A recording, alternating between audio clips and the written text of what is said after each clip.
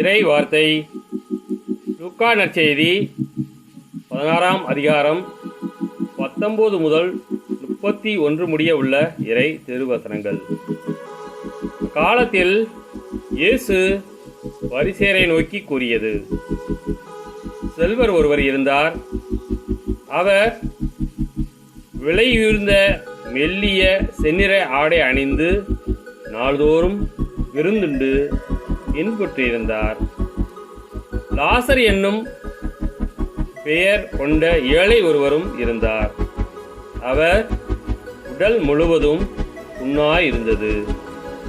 அவர் அச்செல்வருடைய வீட்டு வாயில் அருகே கிடந்தார். அவர் செல்வருடைய மேசையிலிருந்து விழும் துண்டுகளால் தம் பசியாற்ற விரும்பினார். நாய்கள் வந்து அவர் புண்களை நக்கும். அந்த ஏழை இறந்தார்.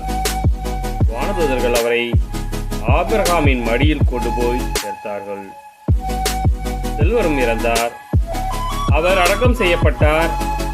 அவர் பாதாளத்தில் வதைக்கப்பட்ட போது அண்ணாந்து பார்த்து தொலையில் ஆபிரகாமையும் அவரது மடியில் லாசரையும் கண்டார். அவர், தந்தை ஆபிரகாமே, எனக்கு இரங்கும். லாசர் தமது விரல் நுனியை தண்ணீரில் நனைத்து எனது நாவை குளிரச் செய்ய அவரை அனுப்பும். ஏனெனில் இந்த தீப்பிழம்பில் நான் மிகுந்த வேதனைப்படுகிறேன் என்று உரக்க கூறினார். அதற்கு ஆபிரகாம், மகனே, நீ உன் வாழ்நாளில் நலன்களையே பெற்றாய். அதே வேளையில் லாசர் இன்னல்களையே அடைந்தார். அதை நினைத்துக்கொள்.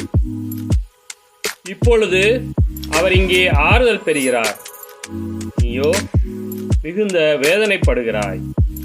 அன்றியும் எங்களுக்கும் உங்களுக்கும் இடையே பெரும் பிளவு ஒன்று உள்ளது. ஆகையால் இங்கிருந்து ஒருவர் உங்களிடம் வர விரும்பினாலும் கடந்து வர இயலாது. அங்கிருந்து நீங்கள் எங்களிடம் கடந்து வரவும் இயலாது என்றார். அவர், அப்படியானால் தந்தையே, அவரை என் தந்தை வீட்டுக்கு அனுப்புமாறு உம்மிடம் வேண்டுகிறேன்.